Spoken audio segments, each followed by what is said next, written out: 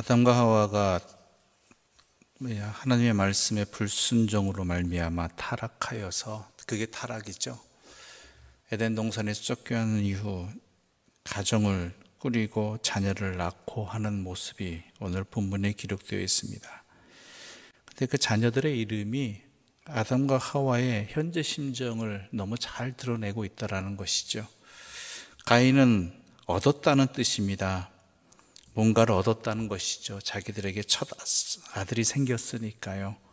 그런데 아벨의 둘째인 아벨은 그 이름의 뜻이 허무함이란 뜻입니다. 허무함. 이 아들의 이름을 왜 허무함으로 지었을까요? 가인은 얻었다라는 그러한 첫 번째로 얻은 자녀니까 그럴 수가 있겠는데 왜 둘째의 이름 아벨은 허무로 지었느냐라는 것이죠. 가인을 낳고 어찌 보면은 이제 우리 좀 잘 꾸려 나가서 살아보자 하면서 열심히 살아왔는데 살아보니까 어떻습니까? 에덴 동산에서의 삶과는 비교할 수 없더라는 것이죠. 에덴 동산에 살 때에는 하나님과 함께 그 하는 삶이 충만함으로 가득했는데 그 이후에 에덴 동산에서 쫓겨난 이후의 삶은 그들에게 있어서 허무함 그 자체. 살아보니까 하나님 없는 삶은 허무함이라는 것, 물론 하나님이 함께 계셨지만 에덴 동산과 같은 그런 상태는 아니잖아요.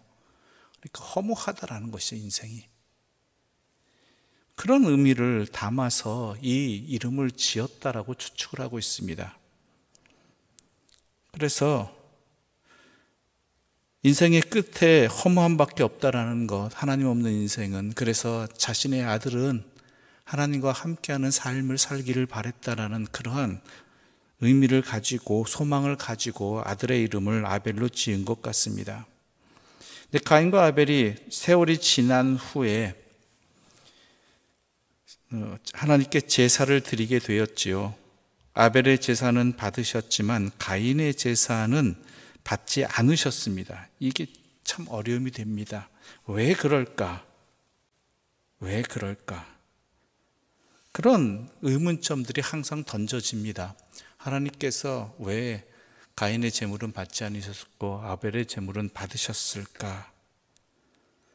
어떤 이들은 목축법과 농업의 이 갈등이다 이런 의미도 이야기하고, 어떤 이들은 또 다른 여러 가지 해석들을 하지만 정확히 그 이유는 잘 모르겠습니다.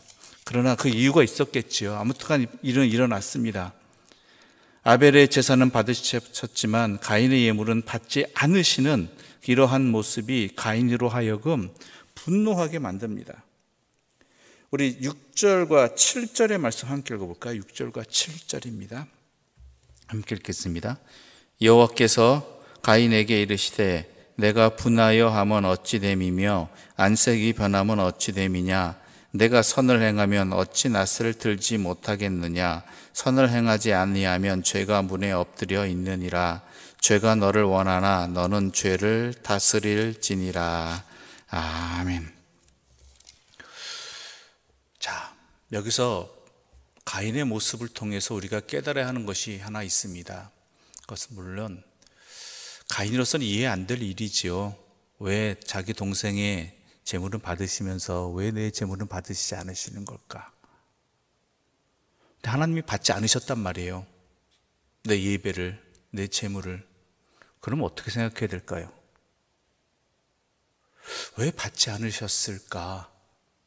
내가 무엇을 잘못했을까? 뭐가 부족했을까가 먼저 하나님 앞에서의 우리의 모습 아니에요? 우리의 모습이 되지 않겠습니까? 그렇잖아요. 하나님을 조금이라도 믿는다면, 하나님이 어떠하신 분인지 안다면 왜 받지 않으셨을까를 돌아보는 기회로 삼아야 된다는 것이죠. 그렇죠? 여러분이라면 충분히 그러시잖아요. 그런데 가인은 어떻게 합니까? 분노를 냈다라는 것이죠. 화를 내었다. 왜 내 예물을 받지 않는 것이냐고. 여기에 가인의 문제점이 나타나는 것입니다. 앞서 제물을 드렸을 때는 어떨지 모르겠지만 아무튼간 그의 성정은, 그의 이 예배자로서의 모습은 자신이 자신의 예배를 받지 아니하시는 주님 앞에서 자신을 돌아보는 것이 아니라 내 예배를 받지 않으셨다는 그 사실 때문에 하나님께 화를 내고 있는 이러한 모습이 참 타락한 인간의 본성을 너무 잘 드러내고 있다는 것이죠. 그런데 이것은 우리들에게도 나타나는 모습이기도 합니다. 내가 이렇게 열심히 예배를 드리는데 하나님은 왜 나에게 이렇게 하실까라는 생각이 들 때가 있다라는 말이죠. 그럴 때마다 자신을 돌아보는 기회가 되어야 되는데 예배 앞에서, 하나님 앞에서 도리어 하나님께서 내 얘기를 들어주지 않으셨다고, 내 바람을 들어주지 않았다고, 나에게 어려운 일이 생겼다고 거기에 대해서 하나님의 뜻을 구하는 것이 아니라 도리어 하나님 앞에 자신의 감정을 드러내고 화를 내고 분노를 하는 그러한 모습들이 우리들 가운데도 종종 나타나기도 한다라는 것은 부정할 수 없는 현실입니다. 분명히 아십시오. 아무리 하나님이 우리를 사랑하시고 우리를 위해서 자신의 아들까지 내어주시고 우리의 아버지가 되시지만요, 하나님은 하나님이시고 우리는 우리입니다. 하나님은 창조주이시고 우리는 피조물입니다. 또 하나님은 정확하신 분이고 우리는 어리석은 자들입니다. 이걸 항상 잊지 말아야 되는 것이죠. 그렇지 못하면 가인과 같은 하나님께서 자기를 돌아볼 수 있는 기회, 제물을 받지 아니함으로 말미암아서 가인을 거부한 것이 아니라 가인으로 하여금 자신의 삶을 돌아볼 수 있는 기회를 주셨는데 도리어 자기의 분노로 이 기회를 놓쳐버리는 어리석은 자들이 되어버릴 수 있다라는 것입니다. 하나님은 하나님이십니다. 우리는 우리입니다. 우리의 판단으로, 우리의 생각으로, 우리의 기준으로 하나님을 잣대질하지 아니하는 그런 겸손한 신앙이 우리에겐 반드시 있어야 한다는 것입니다. 그러면서 하나님께서 그러한 가인에게 분냄에 대해서 도리어 깨닫게 해주시는 기회를 주십니다. 7절에서 내가 선을 행하면 어찌 낯을 들지 못하겠느냐, 선을 행하지 아니하면 죄가 문에 엎드려 있느니라. 죄가 너를 원하나 너는 죄를 다스릴지니라고 하나님께서 도리어 분노하고 있는 이 가인을 벌하시는 것이 아니라 꾸짖는 것이 아니라 뭐예요? 다시 기회를 주시는 하나님의 사랑이 여기 있습니다. 깨달으라는 것이죠. 이런 현상 앞에서 가인이 네가 해야 될 일이 무엇인지 정확히 알아라라는 것이죠. 내가 왜 너의 재물을 받지 않았는지 돌아보라는 것입니다. 그런데 8절에서 어떻게 합니까? 8절 함께 읽어보겠습니다. 가인이 그의 아우 아벨에게 말하고 그들이 들에 있을 때에 가인이 그의 아우 아벨을 쳐 죽이니라.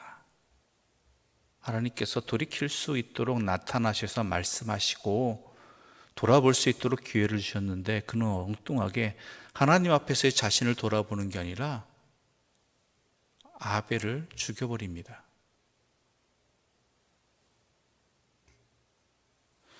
하나님께서 자신의 제사를 받지 않은 이유가 누구에게 있어요? 자기에게 있는데 가인은요 그 이유를 아벨에게 투사해버리는 거예요. 아벨에게.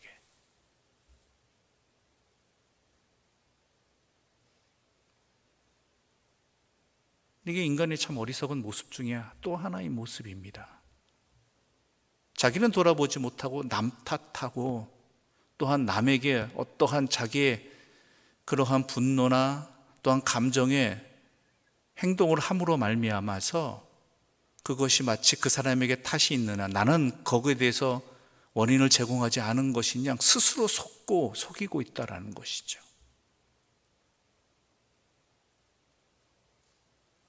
게다가 하나님께서 나타나십니다. 내 아우 아벨이 어디 있느냐?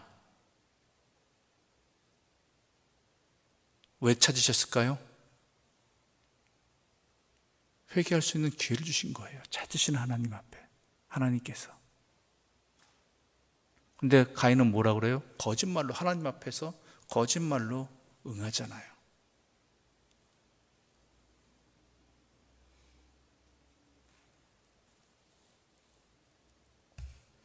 그래서 하나님께서 그에게 그 책임을 물으십니다. 그 죄를 대가를 치르게 하십니다. 13절과 14절의 말씀 함께 읽겠습니다. 13절과 14절입니다. 함께 읽겠습니다. 가인이 여호와께 아뢰되 내 죄벌이 지기가 너무 무거우니이다. 주께서 오늘 이 지면에서 나를 쫓아내시온즉 내가 주의 낯을 배웁지 못하리니 내가 땅에서 피하여며 유리하는 자가 될지라 물은 나를 만나는 자마다 나를 죽이겠나이다. 아멘. 자, 여러분 분명히 읽으셔야 됩니다. 가인 뉘우친 거 아닙니다. 뭐라고 얘기합니까? 내가 잘못 지은 죄에 대해서 그 결과로 임한 벌이 너무 가혹하다라고 도리어 하나님께 항변하고 있는 거. 자기가 어떠한 일을 행했는지는 모르고 자기가 겪을 일에 대해, 이 죄의 대가로 겪을 일에 대해서 도리어 너무 심하다고 하나님께 항변하고 있는 것입니다.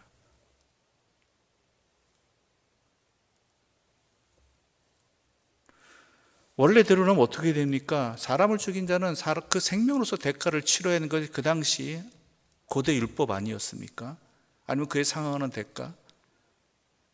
그런데 하나님의 이 벌 앞에서 자기가 자기 잘못에 대해서 과도하다면서 하나님의 심판의 말씀도 동의하지 않고 있는 것이죠. 여전히 자기중심적입니다. 하나님 앞에 자기를 돌아보는 게 아니라 자기 생각대로 다 판단해요.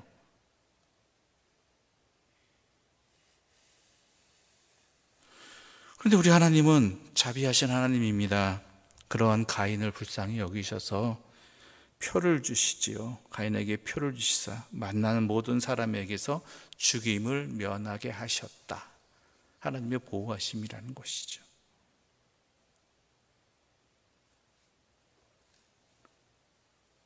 그런데요, 16절 함께 읽어볼까요? 16절 말씀입니다. 가인이 여호와 앞을 떠나서 에덴 동쪽 놋 땅에 거주하더니. 자, 이 문장이 어떻게 읽혀지십니까? 단순히 장소의 이동의 개념으로 이해할 수 있습니다.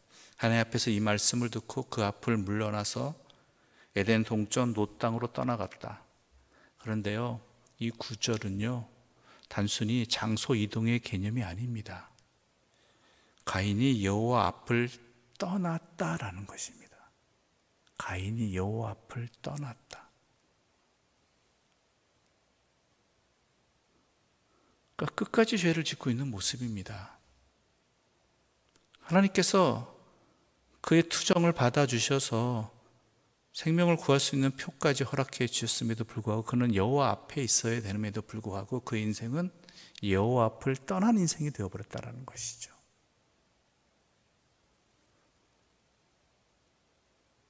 가인의 모습 속에서 우리 또한 우리 자신이 그럴 수 있다라는 것에 대한 그러한 깨달음을 좀 얻어야 됩니다. 나는 안 그렇고 왜 가인이 이렇게 못되게 구느냐, 어떻게 이 죄악을 계속해서 범할 수 있겠느냐 할 수 있겠지만 가인도 인간이고 우리도 인간입니다. 잘 돌아볼 수 있어야 하는 것입니다. 그 어떠한 상황에서도 여호와 앞을 떠나지 말아야 됨에도 불구하고 이런 상황이 벌어지고 저런 어려움이 닥치고 저런 불이익이 다가오면 우리는 너무나도 쉽게 하나님 앞을 떠나게 됩니다. 하나님의 말씀과 상관없는 삶을 살아가고 선택하기도 합니다. 그런데 그 결과는 뭐예요? 계속되는 죄악의 만연이라는 것이죠. 그건 사는 길이 아니라 더 심한 죄악으로 나아가는 길이라는 것입니다. 그 모습이, 그 현상이 너무 잘 드러나는 게 19절 말씀 함께 읽어볼까요? 19절입니다. 함께 읽겠습니다. 라멕이 두 아내를 맞이하였으니 하나의 이름은 아다요 하나의 이름은 실라였더라. 또 23절, 24절 함께 읽어볼까요? 23절, 24절입니다. 라멕이 아내들에게 이르되 아다와 실라여 내 목소리를 들으라. 라멕의 아내들이여 내 말을 들으라. 나의 상처로 말미암아 내가 사람을 죽였고 나의 상함으로 말미암아 소년을 죽였도다. 가인을 위하여는 벌이 7배일진데 라멕을 위하여는 벌이 77배이리로다 하였더라. 자, 가인의 후손들이 나타난 기록된 모습들이 어떠합니까? 하나님께서는 돕는 배필 아내를 한 명만 허락해 주셨습니다. 하나님이 창조를 못하시기 때문입니까? 한 명밖에? 아니잖아요. 두 사람이 하나가 된다는 개념이죠. 그런데 죄악의 길로 빠져든 가인과 그의 후손들은, 여호와 앞을 떠난 가인과 그의 후손들은 어떠합니까? 두 아내를 맞이하는 인생이 되어버렸습니다. 이 죄악이 기본적인 하나님과 하나님으로부터 허락되어진 관계가 어그러져 버리는 거예요. 그 다음에 이것이 세상에 만연해버리는 모습들이 뒤에 나타나잖아요. 아내를. 그뿐만이 아니죠. 사람을 죽인 것을 도리어 자랑스럽게 이야기하는 세상이 되어버렸습니다. 나의 상처로 말미암아 내가 라멕이 이르기, 내가 나의 상처로 말미암아 사람을 죽였고 나의 상함으로 말미암아 소년을 죽였도다. 사람 죽이는 게 도리어 자랑스러운 세상이 되어버렸어요. 거리낌 없이 얘기하는 세상이 되어버렸어요. 나 건들면 어떻게 될지 뻔히 알라라는 거예요.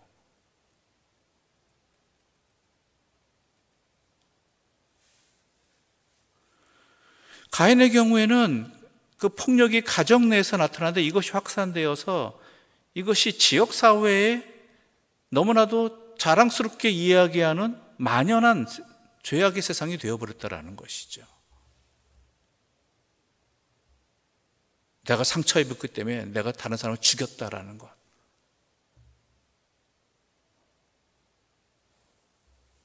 이러한 모습이 여호와 앞을 떠난 자와 그 또한 세상이 살아가는 나타나는 모습이 되어버린 것입니다. 여러분 분명히 아셔야 됩니다. 우리는 여호와 앞을 떠나서는 살아서는 안 됩니다. 살 수 있겠죠. 근데 그것은요, 더 심한 죄악으로, 더 만연한 악함으로 자기도 모르게 당연한 듯 살아가는 세상이 되어버리는 것입니다. 무엇보다 여러분 잘 아십시오. 우리 하나님은요, 우리가 돌이키기를 간절히 원하시는 분이고 그것을 위해 기회를 계속해서 주시는 분입니다. 물론 그 한계는 있겠지요. 때가 되면은 우리가 스스로 놓쳐버리는 어리석음의 길에서 벗어나지 못하는 그 결과를 맞이할 수 있겠지만, 아무튼 우리 하나님은 가인의 경우에서도 마찬가지로 우리에게 기회를 주시고자 하는, 돌이키기를 원하시고자 하는 하나님이십니다. 그러므로 우리는 항상 여호와 앞을 떠나지 말아야 되는 것입니다. 그래야지만 제대로 살 수 있다라는 것이죠. 이 가인의 모습과 대비되는 모습이 또 오늘 본문에서 나타납니다. 25절과 26절의 말씀 함께 볼까? 25절과 26절입니다. 아담이 다시 자기 아내와 동침하매 그가 아들을 낳아 그의 이름을 셋이라 하였으니 이는 하나님이 내게 가인이 죽인 아벨 대신에 다른 씨를 주셨다 함이며, 셋도 아들을 낳고 그의 이름을 에노스라 하였으며 그때 사람들이 비로소 여호와의 이름을 불렀더라. 가인의 후손들은 어땠습니까? 거듭되어지고 심해지는 죄악의 모습을 드러냈다라면, 이후에 하나님께 주신 아벨 대신 주신 셋을 통해서 그의 자손들은 어떻게 했다고요? 에노스를 낳고, 에노스 때 어때요? 사람들이 여호와의 이름을 불렀다라는 것입니다. 여호와의 이름을 불렀다. 여러분, 우리의 인생을 통해서, 우리의 삶을 통해서 나뿐만 아니라 나와 함께 살아가는 사람들, 나와 관계되는 사람들, 내가 살아가는 세상이 여호와 이름을 부르는 세상이 되어야 되는 것입니다. 가인의 후손들이 노래하였던, 나타냈던 그러한 죄악이 당연시되는 그러한 사회가 아니라 그 땅이 여호와의 이름을 부르는 땅이 될 수 있도록 살아가는 게 하나님께서 원하시는, 또한 하나님의 백성의 모습이 되어야 된다는 것이죠. 이 땅엔 두 가지 인생이 있습니다. 죄악을 만연한 죄악 속에 사로잡혀 사는 인생과 여호와의 이름을 부르며 사는 인생. 어느 인생이 될지는 너무나 자명한 일입니다.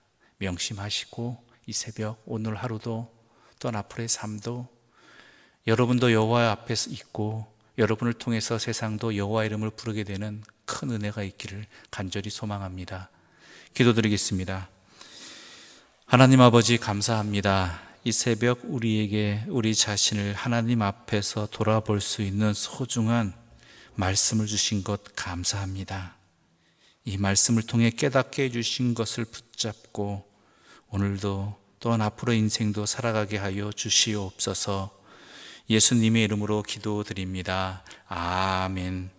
하늘에 계신 우리 아버지, 아버지의 이름을 거룩하게 하시며 아버지의 나라가 오게 하시며 아버지의 뜻이 하늘에서와 같이 땅에서도 이루어지게 하소서.